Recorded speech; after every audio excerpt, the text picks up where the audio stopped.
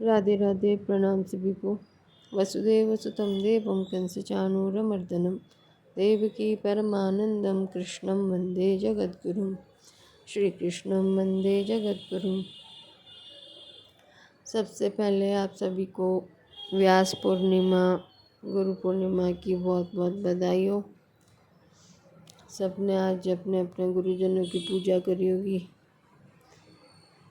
बस गुरु जी का आशीर्वाद सदा आप पे बना रहे, भक्ति बढ़ती रहे आपकी, ठाकुर जी से प्रेम बढ़ता रहे। अस्तु। पिछले वीडियो में श्लोक संख्या 14 तक की चर्चा हुई थी। अब आगे 15वें श्लोक से। पीछे के 3 श्लोकों में अपनी प्रभाव युक्त विभूतियों का वर्णन करके अब उस विषय का उपसंहार करते हुए भगवान सब प्रकार से जानने योग्य तत्व स्वयं को बताते हैं।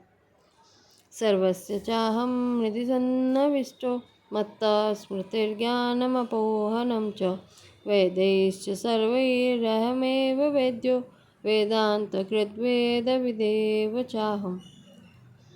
मैं ही संपूर्ण प्राणियों के हृदय में स्थित हूँ तथा मुझ में ही स्मृति, ज्ञान और अपोहन, संशय आदि दोषों का नाश होता है।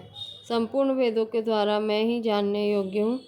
वेदों के तत्व का निर्णय करने वाला और वेदों को जानने वाला भी मैं ही हूँ। व्याख्या। सर्वस्य चाहं हृदि सन्निविष्ट। पीछे के श्लोकों में अपनी विभूतियों का वर्णन करने के बाद अब भगवान यह रहस्य प्रकट करते हैं कि मैं स्वयं सब प्राणियों के हृदय में विद्यमान हूँ। यद्यपि शरीर, इंद्रियां, मन, बुद्धि आदि सभी स्थानों में भगवान विद्यमान है, तथापि हृदय में वे विशेष रूप से विद्यमान है। हृदय शरीर का प्रधान अंग है। सब प्रकार के भाव हृदय में ही होते हैं। समस्त कर्मों में भाव ही प्रधान होता है। भाव की शुद्धि से समस्त पदार्थ, क्रिया आदि की शुद्धि हो जाती है। अतः महत्व भाव का ही है, वस्तु, व्यक्ति, कर्म आदि का नहीं। वह भाव हृदय में होने से हृदय की बहुत महत्ता है। हृदय सत्वगुण का कार्य है, इसलिए वे भगवान हृदय में विशेष रूप से रहते हैं। भगवान कहते हैं कि मैं प्रत्येक मनुष्य के अत्यंत नज़दीक उसके हृदय में रहता हूँ। अतः किसी भी साधक को मेरे से दूरी अथवा वियोग का अनुभव करते हुए भी मेरी प्राप्ति से निराश नहीं होना चाहिए। इसलिए पापी, पुण्यात्मा, मूर्ख, पंडित, निर्धन, धनवान, रोगी, निरोग आदि कोई भी स्त्री पुरुष किसी भी जाति, वर्ण, संप्रदाय, आश्रम, देश, काल, परिस्थिति आदि में क्यों न हो, भगवत प्राप्ति का वह पूरा अधिकारी है। आवश्यकता केवल भगवत प्राप्ति की ऐसी तीव्र अभिलाषा, लगन, व्याकुलता की है जिसमें भगवत प्राप्ति के बिना रहा न जाए। परमात्मा सर्वव्यापी अर्थात सब जगह समरूप से परिपूर्ण होने पर भी हृदय में प्राप्त होते हैं। जैसे गाय के संपूर्ण शरीर में दूध व्याप्त होने पर भी वह उसके स्तनों से ही प्राप्त होता है, अथवा पृथ्वी में सर्वत्र जल हो रहने पर भी वह कुएं आदि से ही प्राप्त होता है। ऐसे ही सूर्य, चंद्र, अग्नि, पृथ्वी, वैश्वानर आदि सब में व्याप्त होने पर भी परमात्मा हृदय से प्राप्त होते हैं। परमात्मा प्राप्ति संबंधी विशेष बात। हृदय में निरंतर स्थित रहने के कारण परमात्मा वास्तव में मनुष्य मात्र को प्राप्त है, परंतु जड़ता से माने हुए संबंध के कारण जड़ता की तरफ ही दृष्टि रहने से नित्य प्राप्त परमात्मा अप्राप्त प्रतीत हो रहे हैं, अर्थात उनकी प्राप्ति का अनुभव नहीं हो रहा है। जड़ता से सर्वथा संबंध विच्छेद होते ही सर्वत्र विद्यमान परमात्मा तत्व स्वतः अनुभव में आ जाता है। परमात्मा प्राप्ति के लिए जो सत्कर्म, सच्चर्चा और सच्चिंतन किया जाता है उसमें जड़ता का आश्रय रहता ही है। कारण है कि जड़ता का आश्रय लिए बिना इनका होना संभव ही नहीं है। वास्तव में इनकी सार्थकता जड़ता के संबंध विच्छेद कराने में ही है। जड़ता से संबंध विच्छेद तभी होगा जब ये केवल संसार के हित के लिए ही किए जाएं, अपने लिए नहीं। किसी विशेष साधन, गुण, योग्यता, लक्षण आदि के बदले में परमात्मा प्राप्ति होगी, यह बिल्कुल गलत धारणा है। किसी मूल्य के बदले में जो वस्तु प्राप्त होती है वह उस मूल्य में कम मूल्य की ही होती है, यह सिद्धांत है। अतः यदि किसी विशेष साधन, योग्यता आदि के द्वारा ही परमात्मा प्राप्ति का होना माना जाए तो परमात्मा उस साधन, योग्यता आदि में कम मूल्य के ही सिद्ध होते हैं, जबकि परमात्मा किसी से कम मूल्य के नहीं हैं। इसलिए वे किसी साधन आदि से खरीदे नहीं जा सकते। इसके सिवाय अगर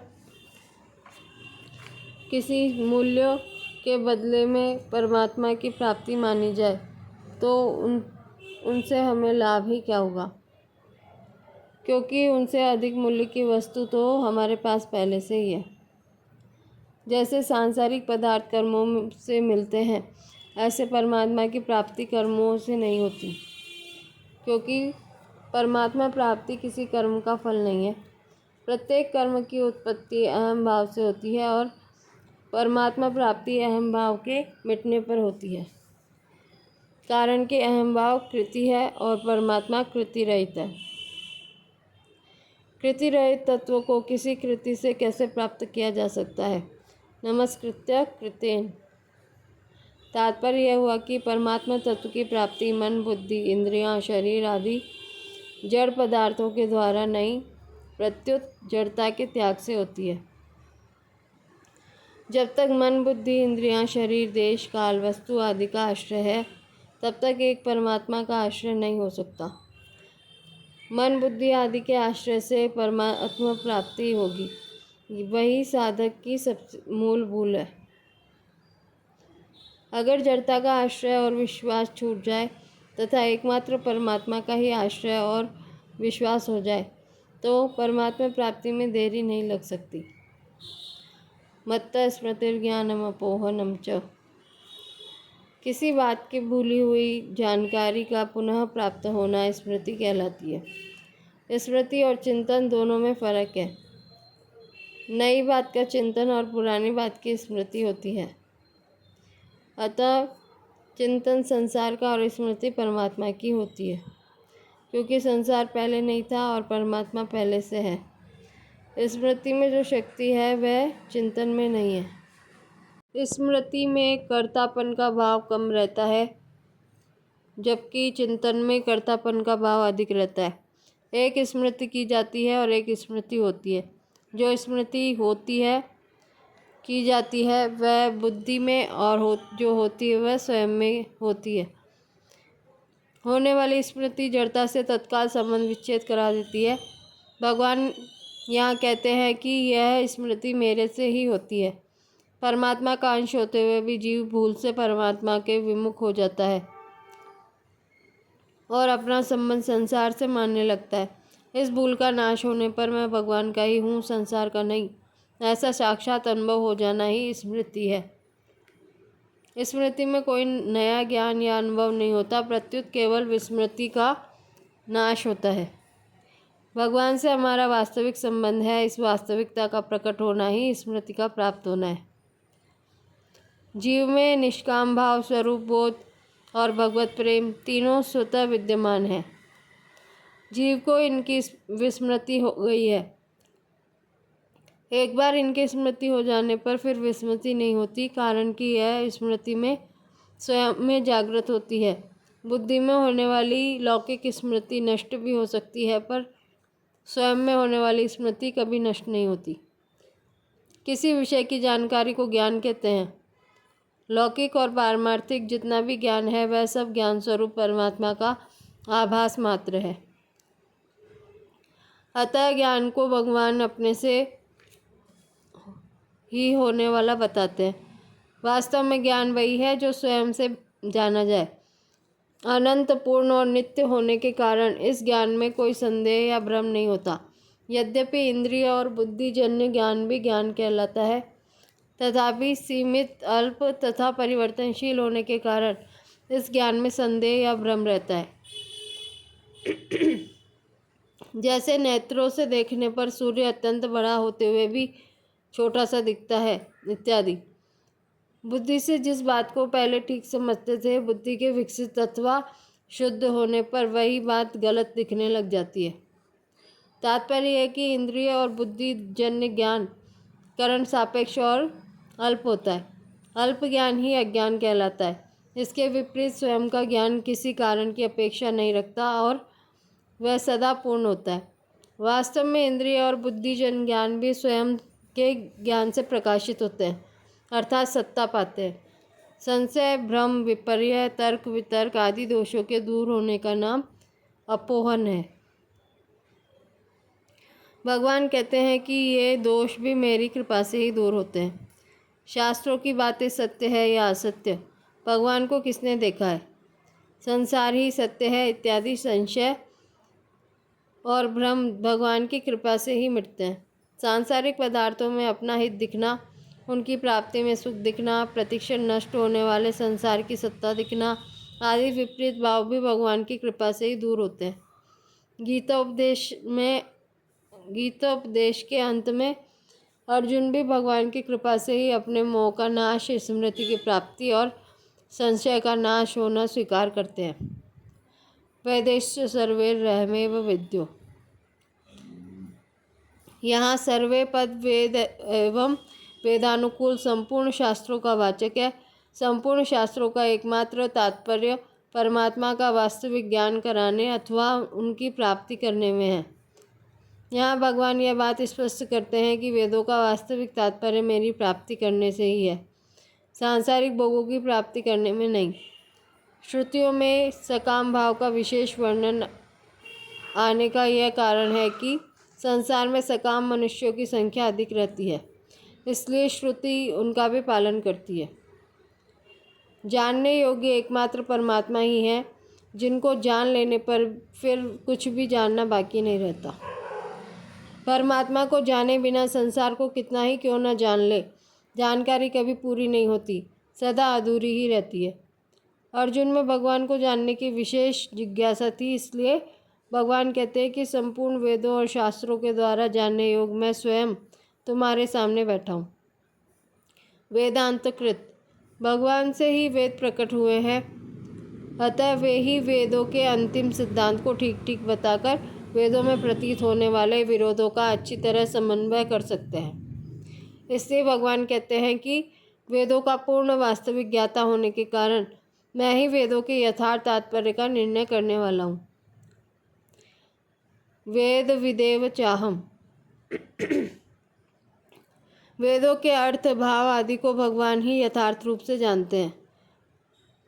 वेदों में कौन सी बात किस भाव या उद्देश्य से कही गई है, वेदों का यथार्थ तात्पर्य क्या है इत्यादि बातें भगवान ही पूर्ण रूप से जानते हैं, क्योंकि भगवान से ही वेद प्रकट हुए हैं।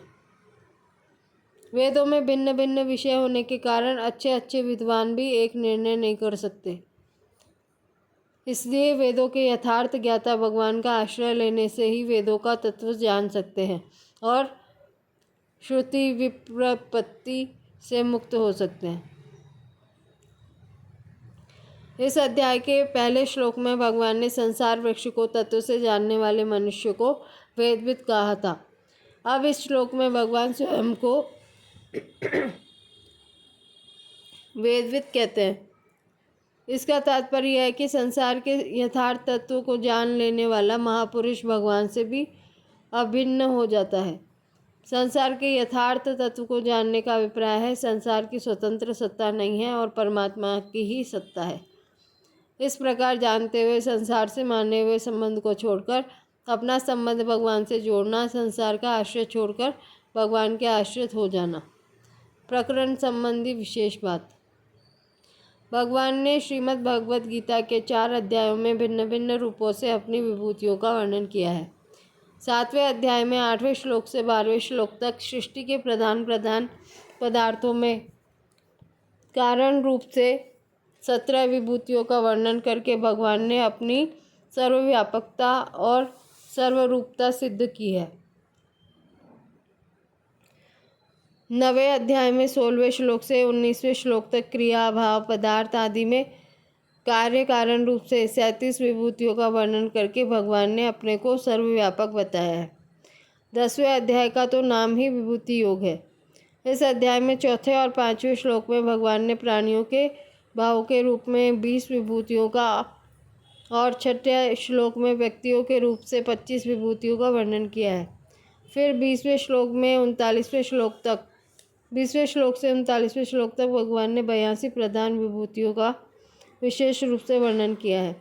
इस 15वें अध्याय में 12वें श्लोक से 15वें श्लोक तक भगवान ने अपना प्रभाव बतलाने के लिए श्रेष्ठ विभूतियों का वर्णन किया है। उपयुक्त चारों अध्यायों में भिन्न भिन्न रूप से विभूतियों का वर्णन करने का तात्पर्य यह है कि साधकों को वासुदेव सर्वम, सब कुछ वासुदेव ही है, इस तत्व का अनुभव हो जाए। इसलिए अपनी विभूतियों का वर्णन करते समय भगवान ने अपनी सर्वव्यापकता ही विशेष रूप से सिद्ध की है। जैसे मत्तः परतरम नान्यत् किंचित् अस्ति, मेरे से बढ़कर इस जगत का दूसरा कोई भी महान कारण नहीं है। सत सच्चाहम अर्जुन, सत और असत सब कुछ मैं ही हूँ।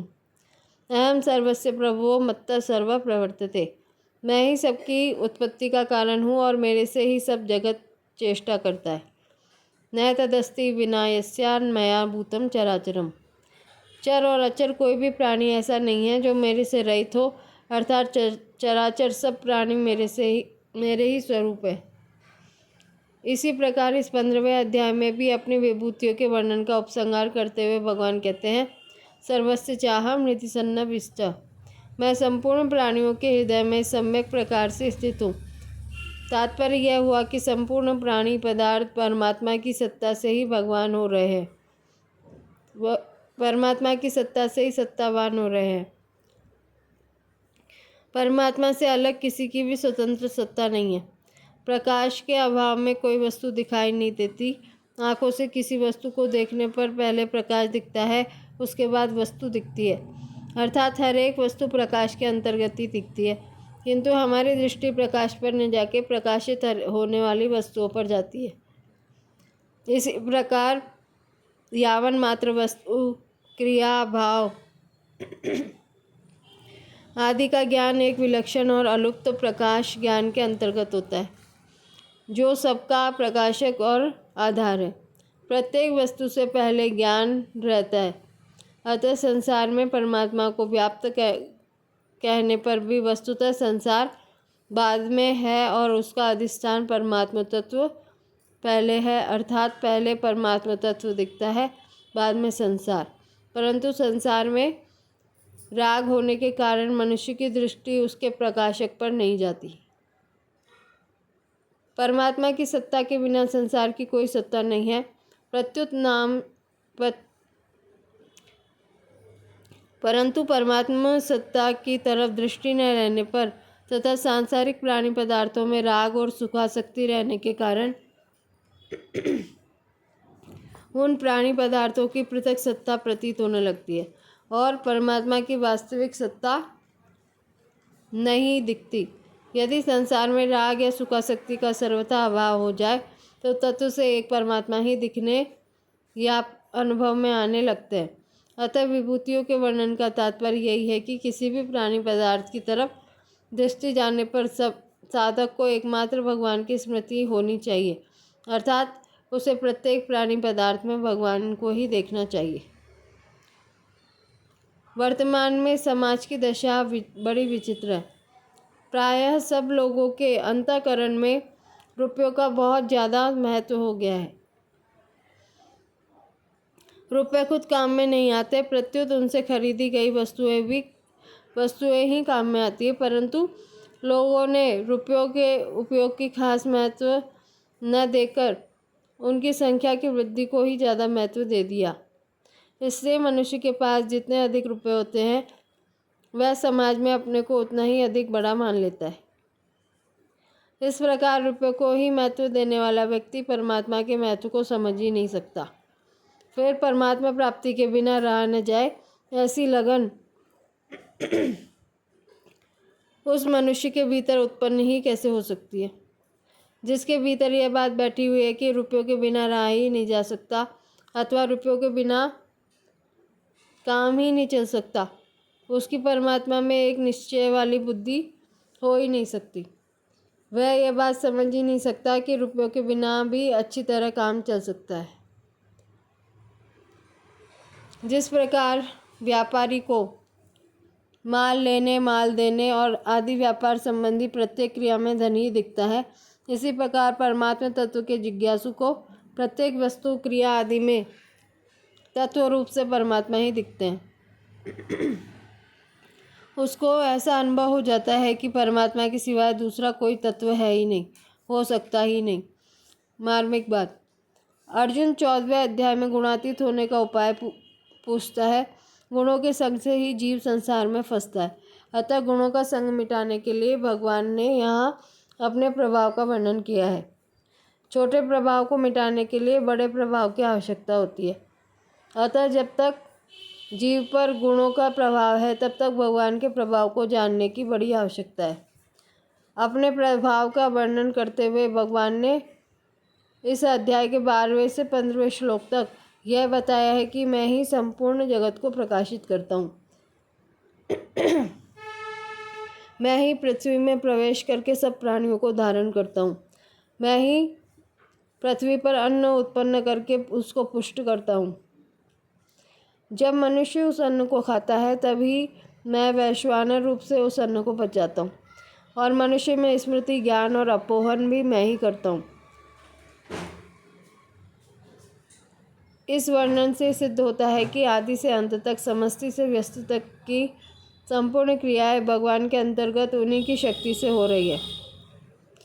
मनुष्य अहंकारवश अपने को उन क्रियाओं का कर्ता मान लेता है, अर्थात उन क्रियाओं को व्यक्तिगत मान लेता है और बन जाता है। परिशिष्ट भाव। इस अध्याय के पहले श्लोक में भगवान ने जो बात कही थी, उसका उपसंहार इस श्लोक में करते हैं। पहले के 3 श्लोकों में भगवान ने प्रभाव और क्रिया रूप से अपनी विभूतियों का वर्णन किया है, पर प्रस्तुत श्लोक में स्वयं अपना वर्णन करते हैं।